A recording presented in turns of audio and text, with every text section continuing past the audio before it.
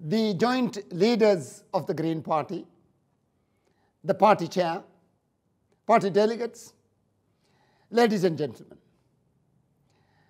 Thank you very much for inviting me to speak to you today.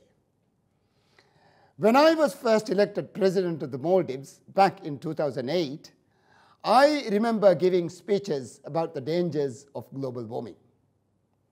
Myself and many other climate campaigners warned that if we didn't reduce emissions by the middle of the century, we would have hell to pay. Well, it's not the middle of the century, but the extreme weather is already upon us. I don't need to remind you the massive floods in Pakistan recently, or in Australia right now, or Germany last year.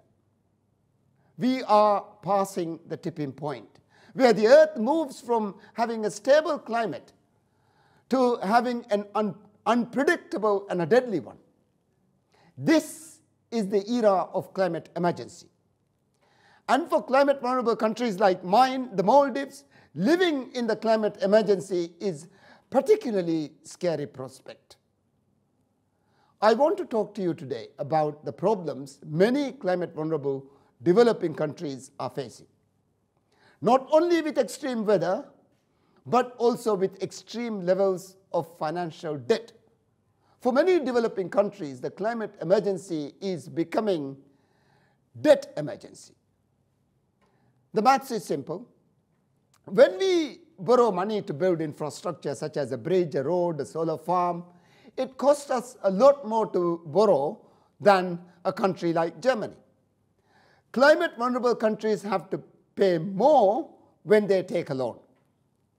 This is in part because they are climate vulnerable.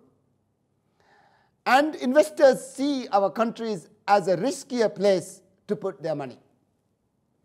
In 2018, the Climate Vulnerable Forum commissioned a report to examine climate vulnerability and debt.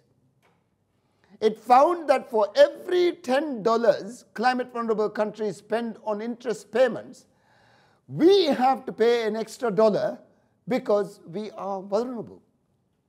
This translated into more than 40 billion in additional interest payments between 2007 and 2016 for the 20 vulnerable countries included in this study. Countries like mine did not cause the climate crisis. We did not release all the poisonous gases that are heating the planet. But those gases are killing our coral reefs and other ecosystems on which we depend. That makes us climate vulnerable and financially risky, which pushes up our cost of debt. Making matters worse, the climate emergency is happening quicker than anyone expected. Nobody thought that in 2022 we would experience the extreme weather we see around us. This was supposed to happen in the middle of the century, not today. This means that the infrastructure projects we borrowed to build are now being destroyed by climate change. For example, when we borrow money to build a road and then a huge storm washes that road away, the only thing we are left with is the debt.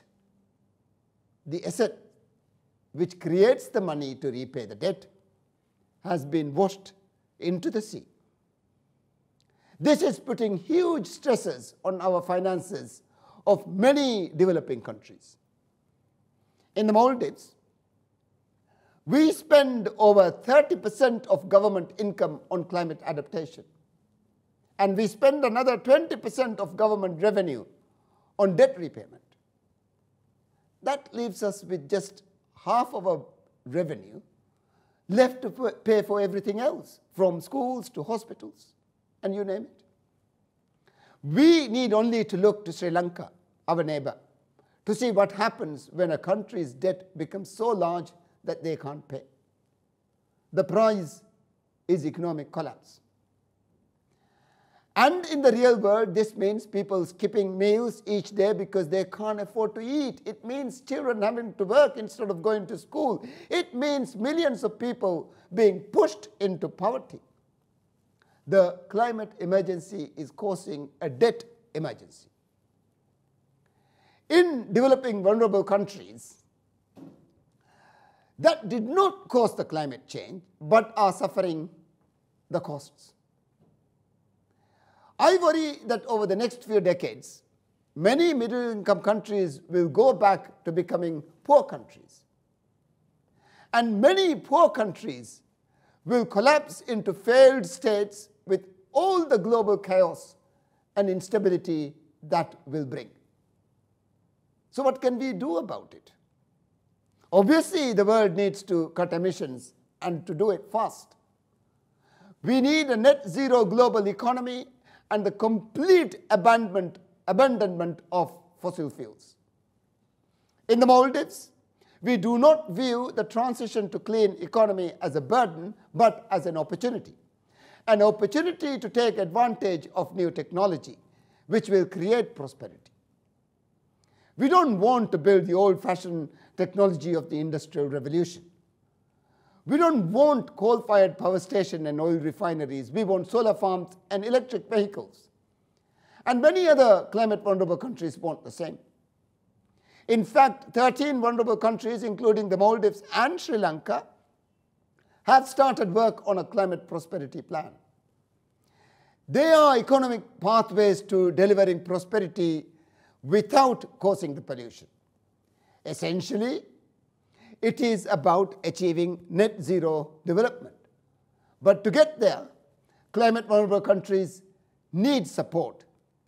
In particular, we need special international fund that will help us restructure our crippling debts, so we can adapt to climate change. And we can build a clean future that we want. Climate vulnerable countries and their creditors in the rich world need to enter into a grand bargain. The rich countries will reduce the cost of developing countries' debt, and in return, the developing countries use the money to reduce their emissions and protect themselves from climate change. That way, we can reduce our emissions as well as our debt. Nobody wants to be vulnerable. We don't want to be climate victims. We are not asking for handouts. We are asking for a fair deal where polluters pay and we are given to ensure ourselves never become polluters in the first place. We believe we can achieve prosperity by going quickly to net zero with clean technology and a low carbon future. This is a win for us, a win for climate. We can still, ladies and gentlemen, we can still turn things around, but only if we start now. Thank you.